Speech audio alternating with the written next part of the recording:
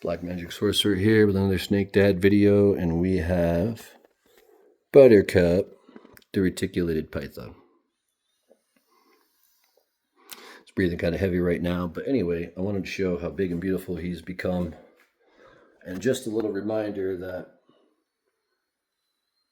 when you have to make a connection to a big, silent creature and find out what their needs are, you start realizing that you have to use a lot of your psychic talent to understand how they're feeling, what's going on with them, if they're comfortable, uncomfortable, sick, maybe not feeling too good, maybe feeling like they don't want to be held. Those are all signs you can recognize if you recognize the three modes that a snake has. So failure to recognize those three modes could result in your being bit or just having a bad experience with your snake. So his enclosure is pretty simple. It's just water bowl, nice little log to hang out on. He's got a nice big hide, and I use the synthetic grass and wet it with a spray bottle. And it seems to work really great because you could take it out in the driveway and wash it and stuff. But that's what I wanted. Don't underestimate the power that you can get psychically, and the way you can practice your psychic abilities by working with these pets. I mean, I'm holding one of the most vicious creatures in nature, like I'm holding a cat. And I have complete trust with him. He has complete trust with me. In the past, when he has nipped me, he always was very sad that he did it. You could tell it was like, oh, sorry, I didn't mean to bite you, kind of a thing. And he even acted kind of ashamed, kind of like a dog when they do something bad. But I love this little guy, and his name, Buttercup, is perfect because he is a big buttercup. He's a big, charming ham. He just wants to love on other humans and explore and be silly. He's not aggressive at all. I've never once seen him get aggressive and try to rap anyone, unlike my pal over here, Zeus.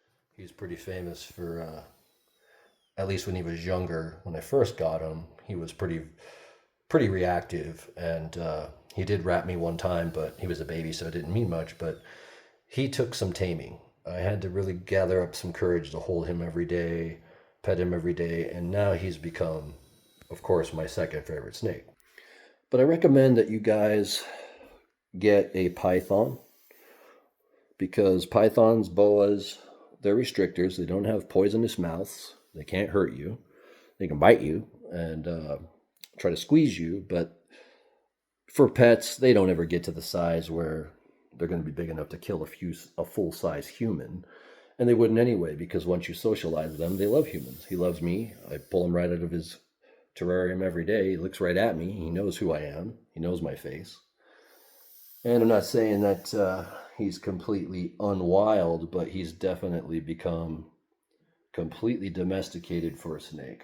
And when we got him, he was so tiny. Look at those eyes.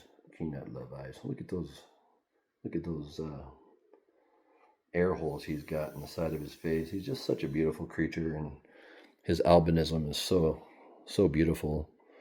The lavender albino is really something. To have the orange, white, and yellow combo, I'm never been so happy. I really miss my albino carpet python, but he's done a great job of filling that void because he's a lot like her.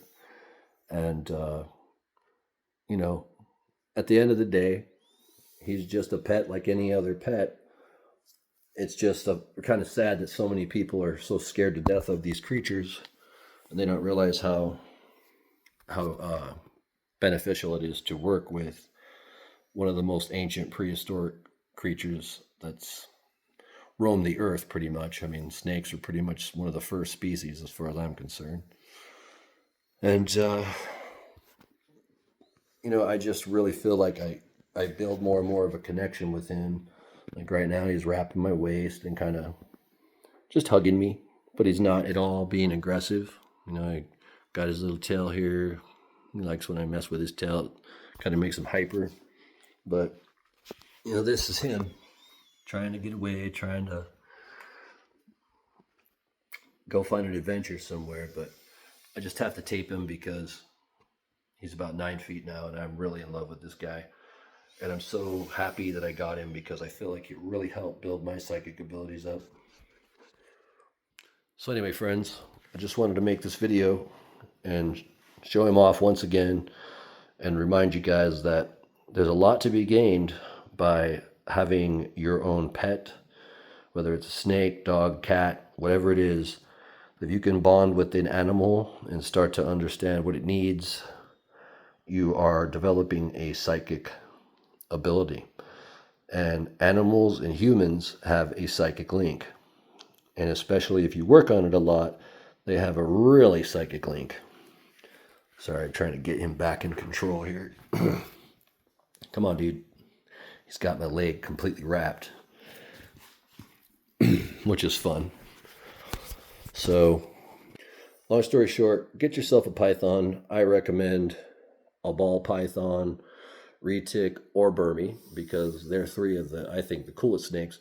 The ultimate snake, I think, for a long-term pet would be between a reticulated python and, of course, my favorite Australian pythons, the carpet python, because they're so intelligent. They're big, but they're not too big. You know, if you get a male retic, he's going to be big, but he's not going to be as big as a female where they have a tree trunk body. He'll pretty much be about as thick as he is right now, I think, unless I start really power feeding the shit out of him. But I love him, and I recommend you get one because from a Reiki point of view, there's something about having him on me. I almost feel like he's resetting me when he rubs himself on my body and, you know, lingers in certain places. It's almost like he's trying to heal me or something. So, you know, he's a very attentive snake. Like right now, he's listening. He knows what's up. He knows he's being filmed. And I don't know why, but snakes somehow know that. But you'll never, ever run out of entertainment if you have pet pythons, because they're really funny creature. You bathe them, you hold them, you snuggle with them. You can do your day-to-day chores with them wrapped around your back, and they just love it because that gives them a chance to get out of their terrarium and explore a little bit and not feel so isolated. Dark blessings, my friends, and I hope you enjoy Buttercup, the reticulated python.